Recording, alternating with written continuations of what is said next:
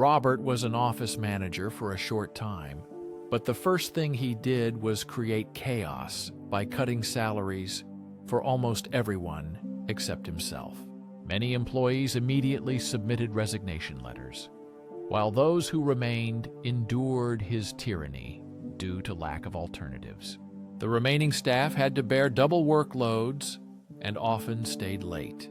Even the cleaner, initially undervalued, quit because of Robert's mistreatment. Mrs. Thompson, the HR manager, asked Robert daily to raise the cleaner's salary, warning that no one would agree to work for such pay.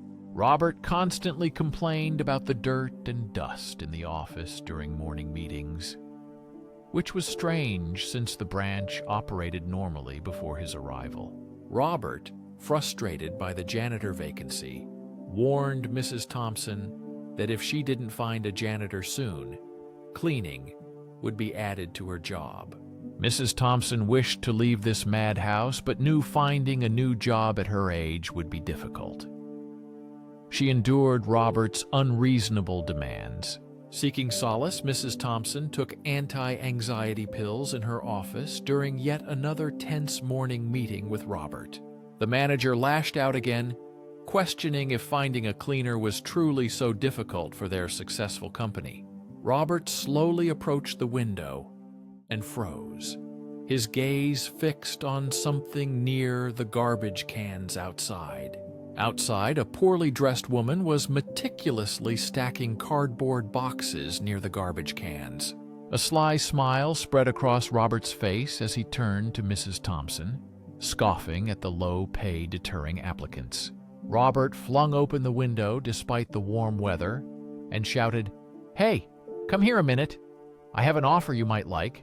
The woman ignored him, focused on her task, unfazed by Robert's offer. A flicker of excitement appeared in his eyes. "Hey, need some cash? Get over here," barked a woman. Still irritated, Robert turned to Mrs. Thompson and ordered her to fetch the security guard immediately. The security guard rushed into the conference room. Robert commanded, "Get that bum by the dumpsters over here right now." The woman was soon escorted inside the office.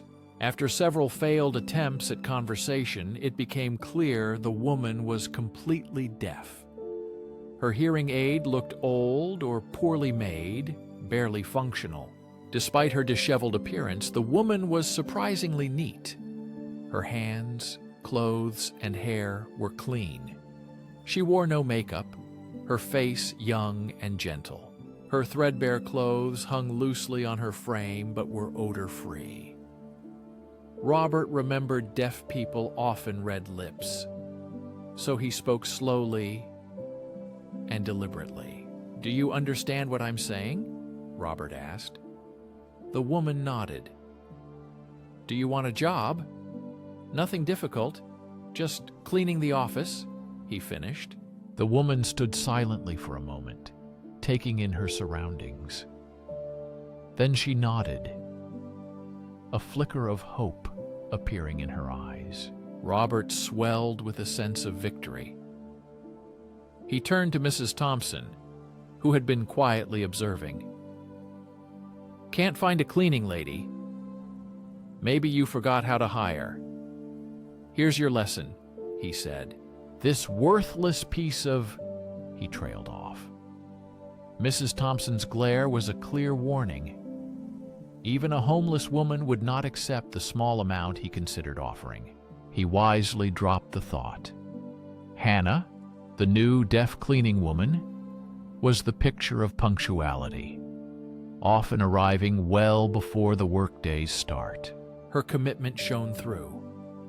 She washed, cleaned, and wiped with unwavering diligence. Within just a week, the office was unrecognizable. Unfortunately, Hannah's efforts could not transform her colleagues' cruel hearts. They mocked her relentlessly, confident she could not hear their taunts. Her old hearing aid offered little protection from the hurtful whispers. Yet Hannah, hardened by life's challenges, maintained her composure. Her escape was the ramshackle home she shared with her menagerie of rescues. 3 kittens, a cat, 2 dogs, and a parrot with a broken wing. These creatures were her world, the reason she endured the workplace scorn. Their love was her solace, a balm against daily stings. Even if bread and water were all she could afford, her furry companions always feasted. Their grateful eyes were her only payment for toil. Mrs. Thompson could not have been more pleased with the sparkling office. But Robert, the manager, was never satisfied. Robert could not understand why Hannah's quiet determination and the wisdom in her eyes gradually earned the respect of her colleagues. Those who mocked her began to see the depth of her character. Despite the difficulties, Hannah possessed eloquence and insight. Her thoughtful comments revealed a sharp mind, hidden but not absent. Everyone around gradually realized this. The situation seemed a cruel mismatch to her true potential. Tension grew in the office, fueled by Robert's aggressive morning meetings, where he blamed everyone but himself for the company's decline. His bitterness poisoned the atmosphere, leading to constant layoffs, sometimes of several people at once. This created negativity and uncertainty among the remaining employees. Rumors circulated that Robert would soon be the only employee left. CEO Harris began visiting more frequently, likely due to the branch's sharp profit decline. Robert used Harris's visits to intimidate the staff, forcing them to maintain the appearance of success despite his sinister plans. Harris, the company's founder, was determined to save it. After several visits to the once thriving branch, he sensed hidden unease among the employees. After another office visit, Harris announced a mandatory cleaning day with paid time off for all employees, including Robert. During the staff's absence, he installed hidden cameras. The cameras were connected to Harris's computer. He wanted to reveal the truth and save the business to which he had devoted much effort. Harris carefully monitored the office every day. He collected evidence to understand the reasons for the company's decline. During one of the meetings, Harris was struck by the well-thought-out business development plan presented by Robert. Harris carefully studied the materials, then looked up at Robert, surprised. Robert humbly replied that he had worked very hard, stayed up several nights, and hoped the plan would be liked. The first thing that seemed strange to Harris was the neat, feminine handwriting. He had read many of Robert's reports and knew his careless writing style well. Subsequent investigations provided more clues. Robert's mind was as confused and unstable as his handwriting. Harris was looking for a connection between them. After reviewing the camera footage, Harris was shocked. The cleaner spent a lot of time working on papers late at night. She was completely focused and immersed in the task. She didn't even keep track of the time. She created graphs and diagrams effortlessly, as if she had been doing it for years. Harris was upset that he had overlooked so many important things at his branch. The next morning, Robert was summoned to Harris's office.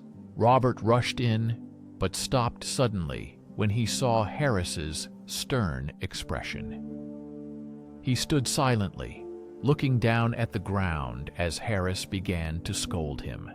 "Do you realize your deceit nearly destroyed this branch?" Harris demanded. "I have lost many exceptional employees because of your arrogance. You fired the best people I painstakingly handpicked, Harris said with frustration and disappointment.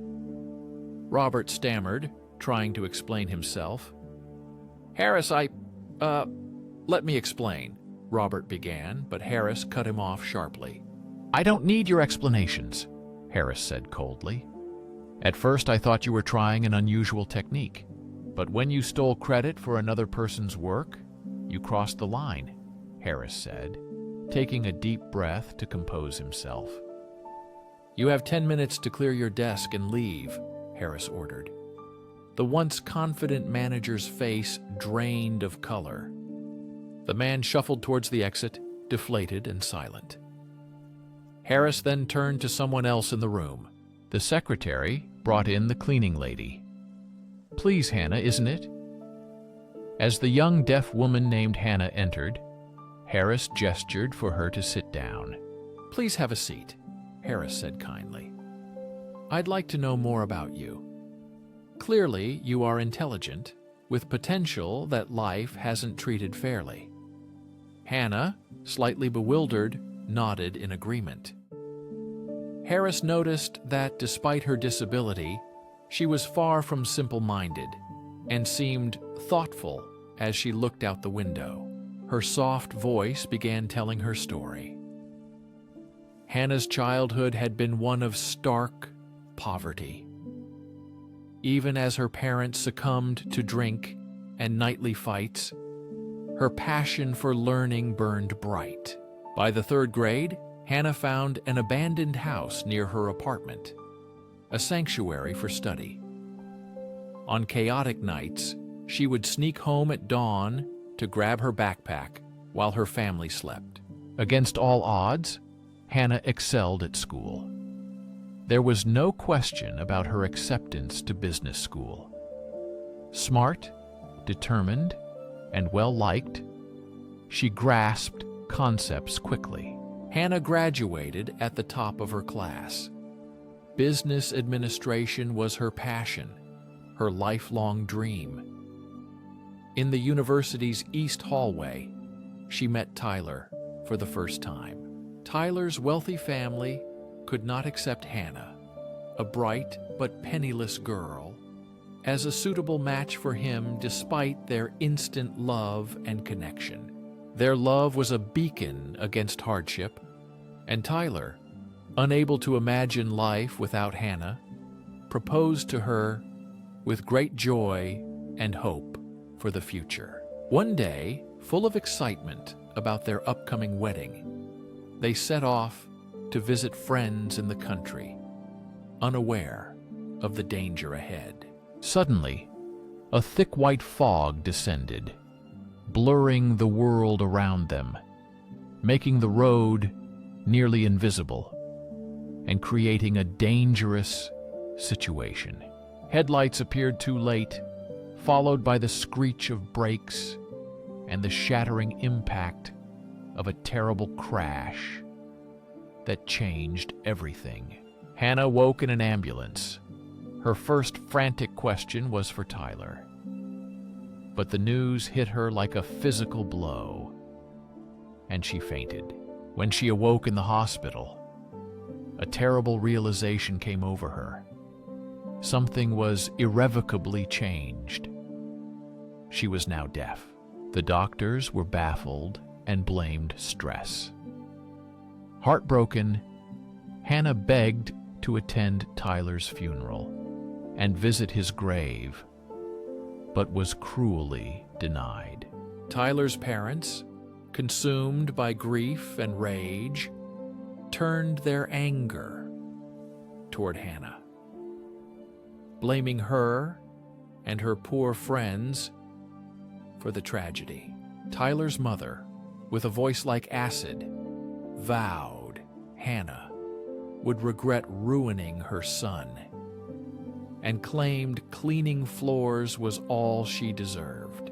All Hannah could regret was that she lived while Tyler did not, feeling unneeded, unwanted, and utterly alone. Mother was always chasing after the bottle, and her companions brought even more troubles. Their house burned down to the ground, leaving them without work, without shelter, and without love. Now she was deaf. Finding a job became impossible. No one wanted to hire a fragile beggar. Lip reading became her salvation. The small income from cleaning the market allowed her to buy a cheap hearing aid. It didn't restore all hearing, but a few words cut through the silence. Since then, it was just existence. A shabby shelter and the company of homeless animals became her family. Complaints were a luxury she had long lost. In a life full of injustice, she learned a strange kind of satisfaction. Her heart ached for the suffering animals in the abandoned house. Despite her own problems, caring for them was her constant worry. Harris listened attentively, his silence expressing sympathy. When she finished, the memory of Tyler and his tragic accident resonated within him.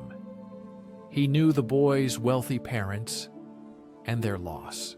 That same day, seeing Hannah's intelligence and business acumen, he offered her the position of branch executive director.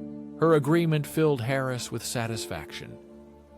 Under her leadership, the branch thrived, and Harris often visited Hannah, sometimes picking her up from work. Their bond grew stronger, and soon colleagues learned about their relationship and upcoming wedding. One afternoon after lunch, Harris stopped by Hannah's office. He knocked on the door and saw her immersed in work, as usual. "Honey, take a break. I brought something for you," he said, showing a certificate of ownership for an animal shelter. This shelter had become home to her beloved pets, who now received care and safety. Hannah now had a husband, a new home, and soon a son would be born. News that filled Harris with joy. Another miracle happened. Hannah's hearing returned, clear and sharp, as if it had never been lost. The spacious house of the businessman, once cold and empty, was now filled with warmth, life, and love. Hannah never forgot the cruelty she endured and the kindness that supported her. This memory inspired her to create a shelter for homeless animals to give them hope and care. She became the reliable refuge she once dreamed of. And with Harris by her side, their new family became a symbol of generosity and kindness. Perhaps it was the greatest miracle. From the ashes of pain arose a legacy of warmth and compassion that continued to live and inspire.